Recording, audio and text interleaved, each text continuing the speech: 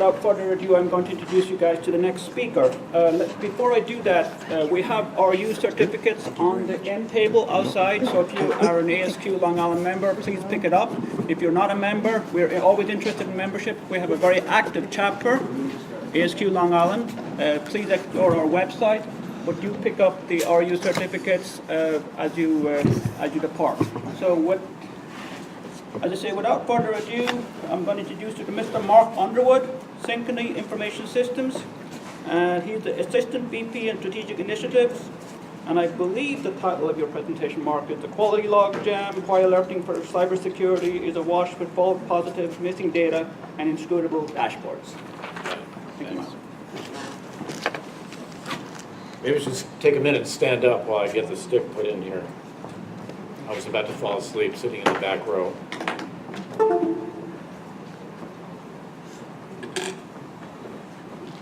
Is that Mark's? I mean, like The predecessors, I assume. the previous?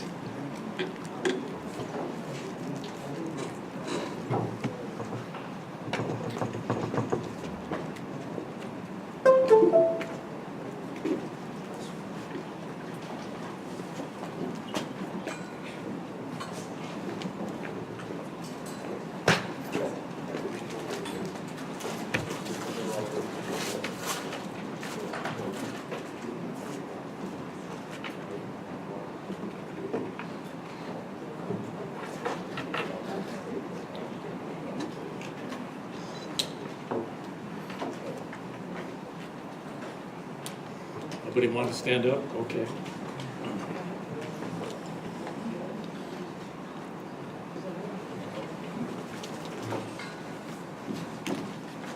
I have 49 slides here. We don't have that much time. So I'm going to speed through some of this. The slide deck is on SlideShare. The very last slide will have my contact information, so you can look up Knowledge Engineers, the abbreviation, go through LinkedIn, find me there, and you'll see it got uploaded today. This talk incorporates a lot of the background from the other talks, so I think it's probably handy that I'm at the end here. There's a little bit of overview about security, but I'm going to skip all that in the interest of time. About me, so first thing I need to say is I work for a bank. I hope you're all doing business with the place where I work, so I still have a job, but I'm not representing the bank here. Primarily, actually, these views are mine from working in IEEE standards groups and working in the ASQ body of knowledge for the software security certification, well, software quality certification, and a couple of other organizations that you could read about here, including NIST, where I've done some work on big data security. So I think maybe we skip this in there. I might have heard this, but maybe not. So the first thing we learned in the very first class in cybersecurity is this triad: confidentiality, integrity, availability. And so I think it's no accident that integrity is in the middle of this. And through the rest of the talk, you can be saying to yourself, well, where does the integrity piece fit into this? Really, integrity affects confidentiality. Integrity affects availability. Something that lacks integrity is basically not available to you. So the thing I'm hoping you'll be asking yourself through the talk is, well, what happens to each member in this triad when the data security is compromised? There are lots of ways to weaken it, and the one that I'm focusing on in this talk, though, is what happens when the messages. And logging really covers a multitude of sins. That includes messages that come up on your screen, and I've got a bunch of screenshots I'll show you of those. It could be instructions in a manual that tell a pilot what to do. It could be a log going into one of our security archives. So these archives that we're looking at in larger enterprises are, no joke, they really are big data. You talk about big data being a terabyte, but we get maybe a terabyte every hour. So over a year, if we're trying to do forensics for a problem in a big enterprise in the United States, we're looking at petabytes worth of data. So that's one of the problems, and that's kind of why it's garbage in. A lot of that is not relevant to what we're trying to analyze. Often the velocity at which it's coming in is too fast to look at, or it's coming in too slow for us to digest it. So you could say, well, it's coming in fast, but I can't make sense of it. You're really slowing me down. Also, the volume is a problem, and the discipline is moving to real-time alerts. Used to be, we'd sort of take a snapshot of things and say, okay, here's how things look now, and we'll go study that, and maybe, you know, in an hour we could say, here's a bad. Thank you. Yep, I had no use for it, actually. I was not going to compromise your integrity. So the move to real time is another challenge. So all the tools we buy now want to start throwing us alerts faster. That's a value add, they say, and it probably is. But that means now we have more logging with more granularity coming at us faster, and they're expecting us to save this, and now all these tools are supposed to work together. And then there's the veracity problem, which is how do we know whether the messages coming to us are accurate or not, and I got some examples for that. Computers are supposed to help us for this, but mainly they're not doing very good event processing so that we can correlate events with the logging. So I've got examples about that. And maybe the main takeaway from the talk, if you pass out in the next 5 minutes, is we need to automate more of the reasoning about this. It's a partly AI, partly human-computer interface challenge. That's why there's a problem with logging, is that these two things are not available to us in the profession.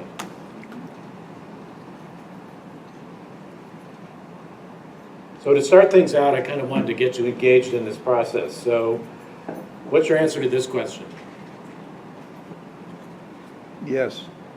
Yeah.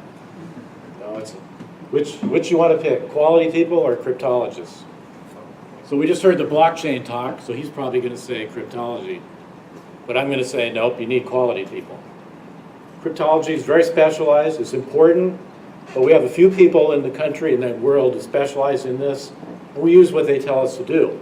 We don't get to set that standard. We studied it in school, but basically it's a not applied science. It's kind of the basic science behind it. So you kind of need to know it, it's the basics, but quality, that's an everyday in our face kind of concern. How about this? No? Okay. True or false? Trust is not part of cybersecurity because it's intangible.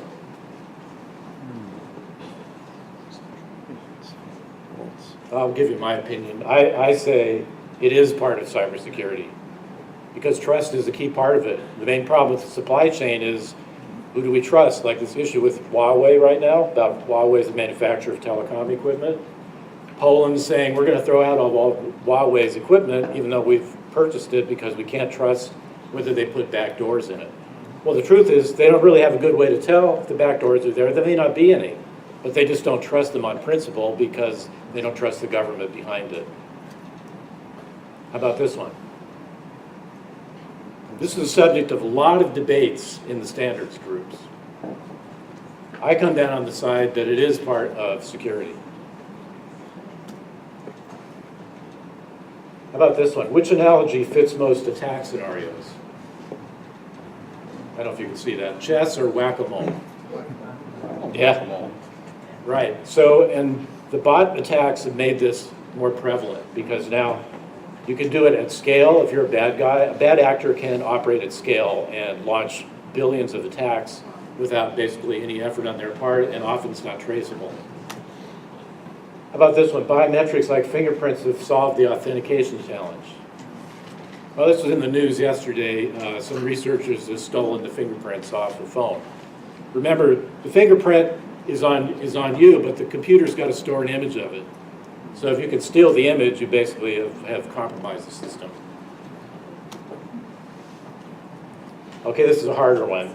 Privacy is to cybersecurity as a shirt is to a naked person or a suppressor T cell is to the immune system. Okay, that should take more than 30 seconds. All right, in the interest of time, it's number 2. The point here is that privacy is so intimately tied to cybersecurity that you can't tease it out. It's part of the organic system that is part of it. People decide what's private and what isn't. You know, the thing I was getting at with the smart contract question was, if you give somebody permission to do something, it's based on a set of assumptions that are out in the real world that computers don't know anything about. They only have partial knowledge about how people operate. So if I decide I no longer want to share something, and the computer doesn't have a way for me to tell it that, I need a way to do that. So our privacy fabric, which is partly legal, partly social, partly cultural, needs to be part of the cybersecurity framework. So I wanted to look at why plan, do, check, and adjust, which is kind of a core principle in quality, is hard to do in security. The first reason is complexity. It's just getting harder to figure out what's going on. For the techies in you, they're out there, there's software-defined networks. Used to be we had a clean separation between hardware and software. In fact, there were even different offices. The hardware guys were infrastructure, the software guys were, your traditional hackers. Well, now the hackers are basically taking over. They don't need the hardware guys, it's all going to be software. The Google data center for Google Cloud is all software defined. Configurations are changing really fast. I got a slide on that later. We're using more open software, open source software than we ever have. We're using more components. We're relying on centralized architectures, especially cloud like AWS. That means outages are less frequent, but they're much harder to fix when they do happen. We're doing fog computing with edge tools like Alexa. We kind of talked about that in the other talks. We've got more extended third-party federation. So Amazon's actually depending on cloud services in China for some of the stuff to work in a smart home. And we still have relatively backward technology to do compliance automation. So in a place where I work like a bank, we have all the stuff happening that's automated on the security side, but on the compliance side, it's all still paper and manual inspection. It's not all that bad, but it's still years behind. So GDPR, we talked about this a little bit. This is, you don't need to know the details. It's a flowchart of how to implement GDPR, according to one expert. The point about this is that imagine that you're the app developer and the app says, well, do you want us to delete all your information that we have about you? So this is what GDPR says that people in the EU are allowed to do. They can say to you, the merchant, I want you to delete everything you know about me. Well, and by the way, I think you have 30 or 40 days to do it after they ask you to do it. So what do you do if you're the machine implementer? Do you just do it? Well, if you're a bank, you can't, for one thing. If you're a bank, you still have to track whether the person is violating things like anti-money laundering. You have to still track where money flows are coming and going, and that may require that you still have to keep track of some of this. So there are a lot of gray areas in this. This is a non-trivial problem and is a security problem.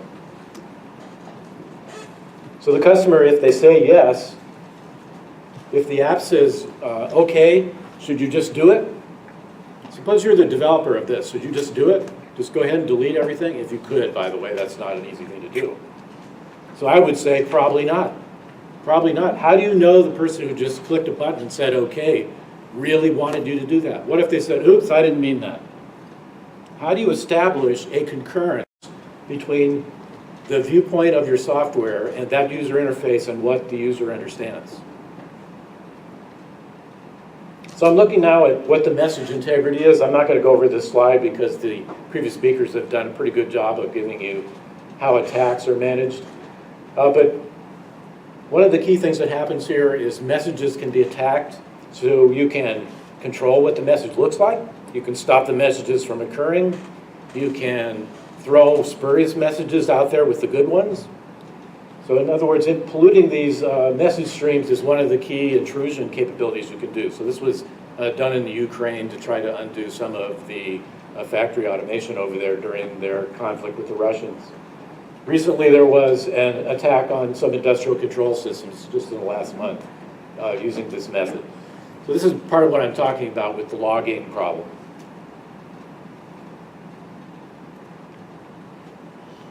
Now I want to get you a flavor for what the dashboards look like. So this is one, I just picked a kind of random one. This is not the one my company uses. I'm not giving you any secrets here. This is one you can pick on the internet. Probably every vendor's dashboard you look at is going to look a little different. So if you're trained on this, they're going to say, well, which one did you practice on? And you get your new job and they've probably got something different, or you're going to have to learn how to look at this. Now keep in mind, if you're in the SOC, which is where real-time attacks are happening, you might have only seconds or minutes to make sense of something you're looking at here. So ask yourself, and by the way, the companies don't decide, the users don't get to decide what this looks like. This is a vendor decides how this gets configured. You get to tweak it, but they're deciding what you're going to see here. This is the same vendor's picture of all the packages they have to integrate with. So along the side here and the bottom, these are company names or product names. Imagine that every one of those things was throwing out, I don't know, I'll make this up, 10 to 20 different kind of messages all at the same time. And if you're a big enterprise and you have a lot of servers and a lot of client workstations happening and you're under attack, picture how many different kinds of logs are coming at you at the same time. By the way, that SOAR stands for Security Orchestration, Automation, and Response. I think quality belongs in there somewhere. We have to change that. So anybody remember the Air France crash from 2009? Went down, took 2 years to figure out what happened. Eventually they... South America? Yeah. Right, it was an Air France flight from Rio, I think it was, to Paris. Went down, they lost the plane. 2 years later, they got the black boxes out, and they were able to figure out, reconstruct partly what's happened. So you can read this on the slide deck later, but the reason I bring this up here is this has a lot to do with what you see in the dashboard and how fast you can react to it. And what happened in this case is there was a thing called the PT tubes, which was a sensor on board the aircraft, and they flew at a particularly high altitude to get around some weather, and it meant that these tubes would intermittently freeze and thaw. So it would be sending good data, then it would send bad data. It would send good data, then it would send bad data. So you might say, well, that's kind of a weird thing. That doesn't happen much. Well, it's happening in hospitals right now in Long Island. That's a normal thing when you're sending telemetry from sensors to computers. There's what happens at the edge, we call this in the computing world the edge. The edge connectors, the edge computing capabilities are cheap. And that means that reliability for our data traffic coming from those is weak. There's a really cool Popular Mechanics replay of what they think happened there. Let's see, I got a slide out of order. That's a bummer. Here we are. So picture this is your task now for the next 90 seconds, since we're having a speeded up talk here. We're going to hire you in a crisis scenario, so you're under high stress. You're going to work for a major aircraft manufacturer, and we want you to audit the logs, alerts, and messages at various stages of the plane's life cycle to see what's wrong with them, or what's right about them. So this is the plane. Anybody know what this plane is? That's a Boeing 737 MAX 8. So the design stage alerts are what messages should be sending to the pilot and when. What do you put into the software controls? Like, what do you say if it stops working? What do you say if one of the sensors isn't working? How do you know if the sensor isn't working? Maybe it's just, working at the margins of the flight parameters. What about operational alerts, like too many bags? They measure all the bags in the cargo, so because the plane has a rated capacity for cargo that it can't be exceeded. So we have operational measurements as well. Also now they send real-time data from the engines to the aircraft owners. So you have operational alerts. You need to decide, do you want to send everything we have all at the same time, or do you want to prioritize these things? Who decided what the priorities were? That's kind of the issue here, right? And then you have forensics alerts. That's like the black boxes, which, by the way, are crummy for doing forensics, at least from a cybersecurity point of view. So let's then talk, if you still have this hat on doing this task, you're going to now look at the angle of attack sensor. This is the thing at the front of the plane that decides whether the plane is in a inappropriate, let's call it safe mode of operation that either needs to increase altitude or speed or have some other kind of adjustment to keep from flying, keep from crashing. And what has happened is you need to decide what the reliability estimate is for this one sensor. Now, reality check is this particular manufacturer said, we can have two sensors, but we're going to charge extra for the second one. So you can decide, Ethiopia Airlines footnote, if you want to pay for the other sensor, but you shouldn't need that because there is a way to disengage the automated process that is going to be invoked when this is out of range anyway. So really, if you follow processes, you should be able to get along without that extra expense. Then there's the issue of, you don't actually, if you're the aircraft manufacturer, you actually don't make that sensor. So is it telling you the signals you need for the rest of your systems to fly safely? Do you get to tell them, hey, I don't like it, you should be sending me data faster, or you should be putting the header information that tells me time at the front of this packet instead of at the end? Maybe you can tell them that, maybe not. Maybe it changes the cost. Maybe it's going to make it slower for you to compete with your competitors. Boeing had I was not going to put their name on it, that's a slip. Their maneuvering characteristics augmentation system is the piece of software that gets engaged here. What requirements were in that package for alerting to the pilots and to the ground? Who decided what they should be? What training material gets updated? Does these things sound like quality things to you guys? Because they do to me. How do you know if people understood them, if they did get trained? So one of the things that is looking at this is the data integrity problem.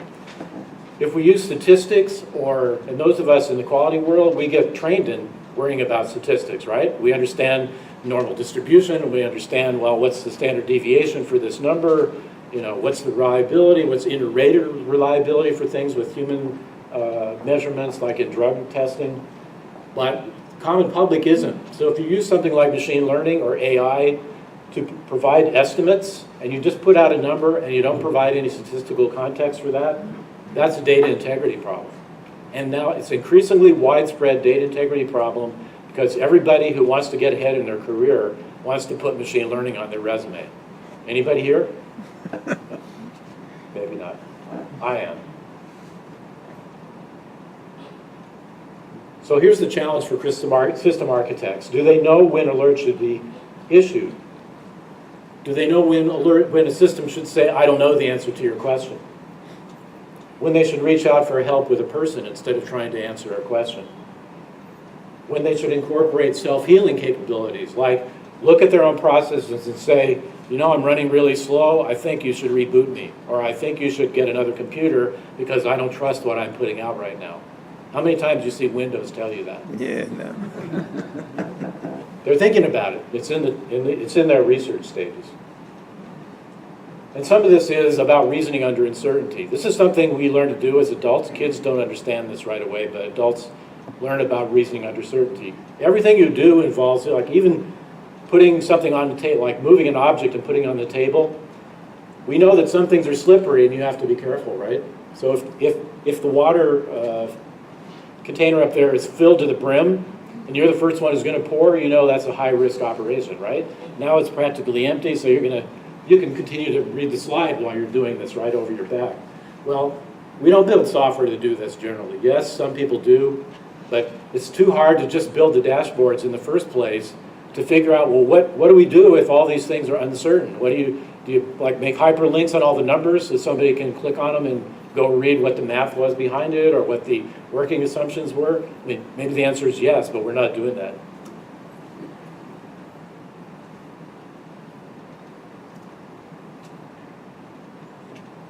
That's funny.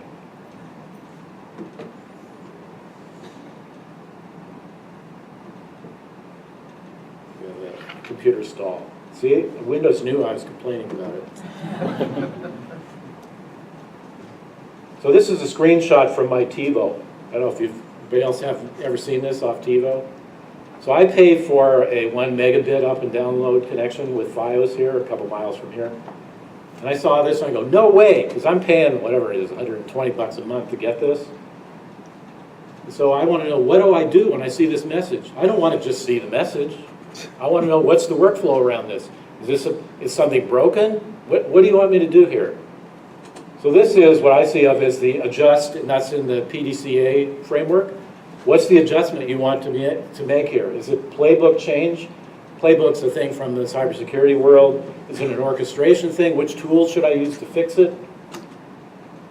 Is it a workflow engineering thing that, you know, too many pieces are involved, I need to get a specialist to tell me how to do it? Maybe it's a forensics thing that I need to reboot everything and start over and start recollecting all my data so I can trust my logs. Maybe I have too many logs to sort out why my bandwidth is insufficient. Maybe it's my Alexa devices all time, streaming. So this is a screenshot from my Android phone from yesterday morning. So I don't know how many of you watched the updates coming from your phones, but this is 27 updates. This was in 30 hours. So that means your phones are, so I have about, I don't know, probably 60 or 70 apps. You're getting updates pushed to your phone at this frequency. This is kind of DevOps at work, which means the developers are pushing changes. Some of the changes may be minor, but they're giving you a continuous stream of changes. The world we grew up in, those of us who worked in punch cards and the generations after that, that's not the kind of change we had. We didn't have, by the time I understand what the configuration changes were from 30 hours ago, you gave me another one? And if I have to roll back to the week before, we're talking about 4 changes? How do I do backwards revision testing now? There's no way I can do that with 50 apps. It's not possible. So at Netflix, they write programs to do that. They have a thing called Chaos Monkey. But think about how the thread velocity changes. If one of these is corrupted, how do you know which one it was? How do you reverse it out? How do you do something about it?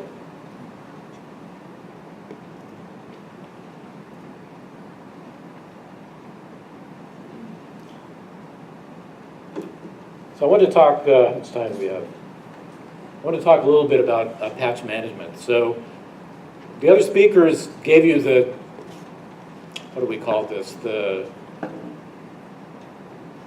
best practice pitch about patch management, which is when you see a patch, you should put it in. Because if you don't, there's a patch from Microsoft, might be a high priority 0-day patch. Well, just like you see the situation on your phone, picture you're an enterprise now. You're managing, I'm not going to exaggerate, say 1,500 to 3,000 applications. Some of them are really big. And putting in a new version of it is a big deal.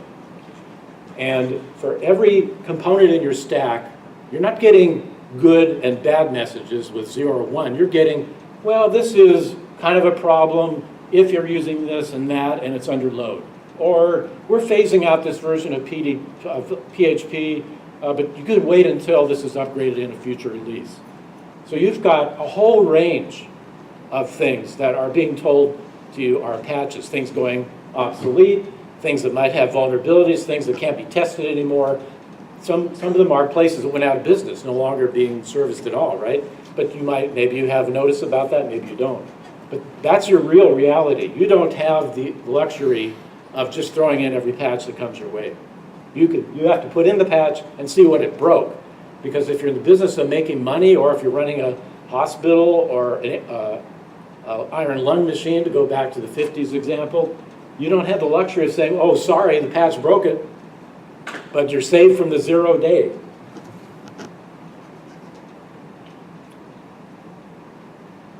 This one, this previous example was 2 FiOS measurements. If you do the speed check from your phone and you do the speed check from your desktop, you get 2 numbers. So that's the measurement problem you face, right? That's a typical quality engineering problem. We have it in cybersecurity as well, that the place where you do the measurements from, the point in time and the context and the load, all these other parameters need to be taken into account. So in the health space for cybersecurity, we have some real interesting data stream attacks. This is a health analytics piece that really was written as a gee whiz, isn't machine learning great piece. When I look at it, I think, oh yeah, put that out there and give me a chance to live in real time that Homeland episode where they hacked the guy's heart monitor. Did you see that? The vice president got killed, I think it was in the 2nd season. You ever see that one? Yeah, well, that'll be a real thing. My brother's got one of these. It's not a real-time telemetry thing, but that's a technology constraint that's going to be removed. You hack that thing and you have a decision operating system around that. You've now changed both the human behavior around the ecosystem and you've hacked into the machine. They're not going to do it for me at Synchrony. They're going to go after my CEO. So here's an example of information around decision support. Notice Microsoft just says, restart anyway. Did you ever look at that and think, anyway, what, are you trying to tell me maybe I shouldn't do it? And then, like in this example, it's got 2 things listed twice.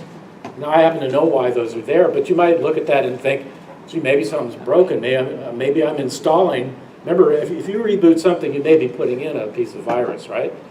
So now you're thinking, well, have I been infected and I'm going to break something? Or do I need to restart because this was to install a patch? Maybe I should go ahead anyway. So supporting decisions is a data integrity problem around cybersecurity.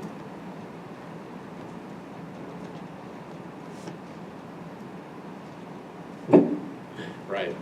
So that's the bad news. And I'm going pretty fast. I left out a lot of bad news.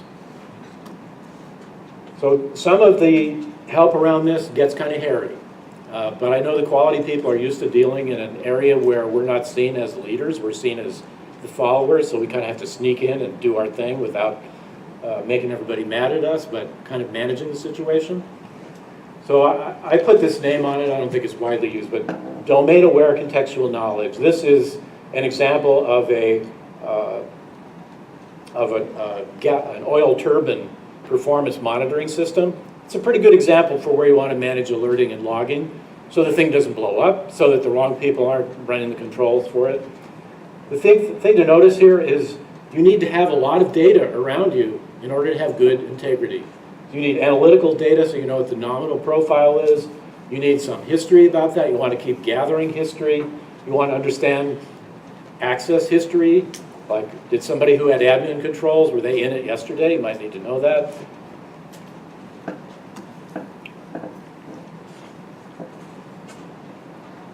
One of the guys mentioned digital twin. I thought that was cool because now I get to tell you what it is.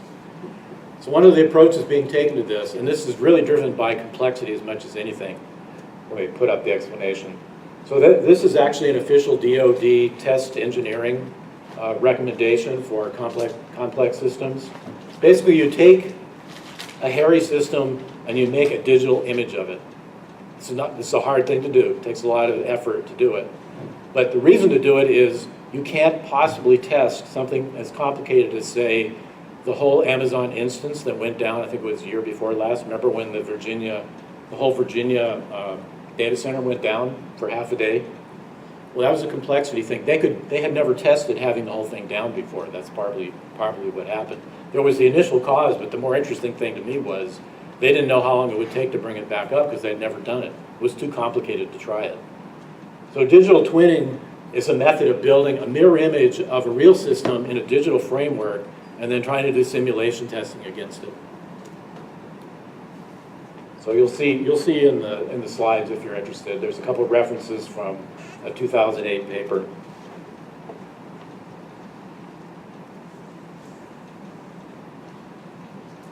When it gets really fun is when you've got a semantic model. So this is AI lingo for meaning something that can talk about your domain. So the domain for a heart monitor, or domain for, say, the real-time clinical decision support system in a hospital, is an example for that. So think about all the logs coming at you from any one of these given domains. If you understand this well, and you've worked in security for a while, I've only been in it on the front line since 2012, I kind of think the admins should be the domain specialists. I want the doctor deciding to turn something off, right? I don't want somebody, because they have admin rights to the system, deciding when to turn it off. So yeah, you need both kind of capabilities together in partnership. That's probably the real truth here. But we're way off on the end of trying to build careers for people in cybersecurity. You have to bring the domain specialists in who understand the space. They understand the risks better than the cybersecurity people are ever going to. And then they're going to have questions for you. They're going to ask you to build things differently, but we need to rely on that more heavily. And one way to do it is to have semantic models that are part of the software that we build.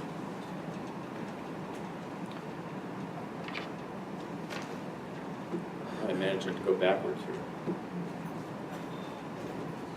So there's more details about this in the work I've done at NIST, but we're recommending that one of the things that's done to deal with the logging and alerting problem is to develop models of the learner so that you understand how much the person at the end of the question is expected from what you understand so far to know about it.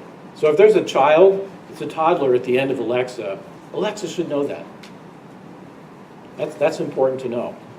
If I have never seen a cookie before, this is my first time visiting a website, And I don't know what is in the cookie. I don't know what's going on. I don't want a thing that says yes or no to cookies. Yet that's what they're all doing now, right? Every new site you go to says, oh, you want cookies or no? Yeah, if you say no, you can't be here, or the functionality doesn't work right. So you say yes, but you don't, okay. So where I'm headed with this is a dual responsibility between the reader, and FTC has worked on this a little bit, between the viewer, the user of the system, and the developers. And right now, we don't have a meta model around what the learner is expected to know. There's a guy at Clemson who's kind of specialized in working on this for privacy primarily. I wanted to mention what's happening with autonomous systems. This is partly where blockchain fits in, but think about what's happening with robotics and driverless cars. We need better ways of managing cybersecurity because there's no way we will be able to scale up to the number of independently controlled vehicles that we're expected to have out there. And vehicles in air quotes here, because some of these vehicles may be just things in our yards. They could be things that municipalities have in order to monitor utilities. I believe this sort of infrastructure of smart and semi-smart devices is going to create a lot of challenges we're not equipped to deal with yet. And I'm arguing, I guess, that these are quality issues. So I come from a world, a kind of an older world in AI in which we focus on ontologies. I'm not going to spend time on this, but you can get the slide deck. There's a place you could go see what one is. There's a live demo of it. It's in the computer security space, but you type in terms and you can navigate these graphical links of pieces of knowledge around what the domain space is. So our argument is this, that the logging apparatus, the interpretation apparatus, the messaging, the screenshots, the screen design, all this stuff needs to be properly linked to the knowledge about what the system does.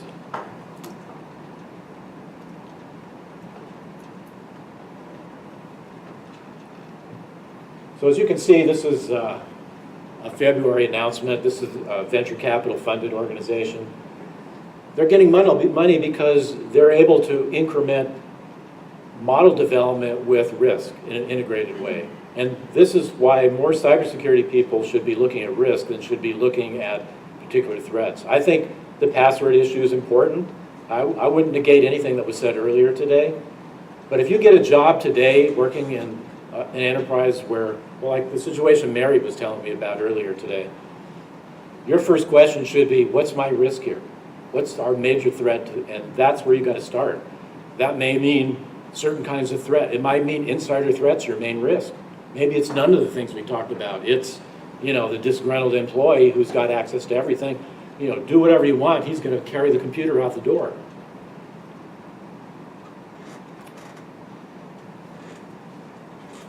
Oh yeah, the key point there is sometimes the same messages will be put out, but they have different risk level. That kind of makes me crazy. Like, really? You want to use the same message for something that really I don't care about?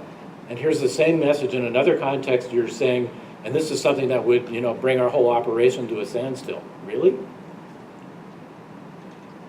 So part of the solution, DARPA is a DoD research agency. They're trying to look at ways to use explainable AI. This is a challenge around using AI so that natural language supports can be offered with it. This is part of the answer. But we need to really do this in security. So there's a guy, I got his name here somewhere, Sean Riley. He works at a company called Darklight. He's got a deck on SlideShare as well you could take a look at. You need a whole different complement of different kinds of AI plus quality expertise plus traditional software engineering capabilities to do this well. An example of this being done, actually Bank of America has kind of figured out a way to get all of their different applications tied together. MBSE stands for Model-Based Systems Engineering.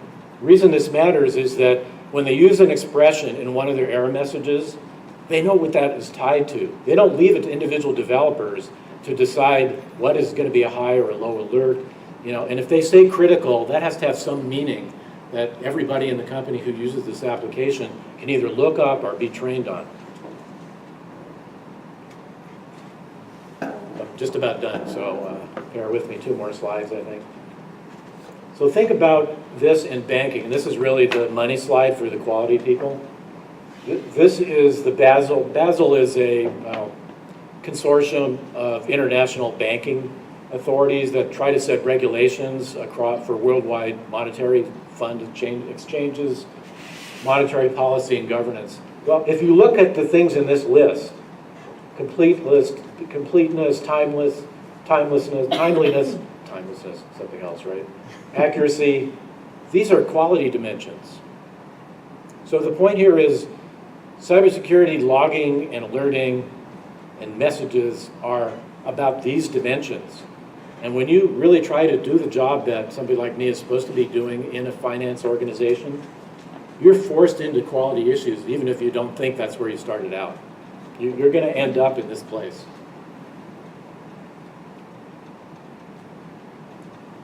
So the slide before that I said, what's going to happen to the logjam? It's going to get worse. It has to reach a tipping point where people are throwing up their hands and saying, I can't just buy more tools. If you look at the public stock market, we keep funding these startups to, here's yet another cybersecurity startup. We have to get to the point where we say it's not going to be fixed with another tool dealing with another threat. And the reason for this is partly that we're changing the way we build software faster than we are protecting it. And that's not going to change. Especially because basically software development in the open source community is a worldwide enterprise now.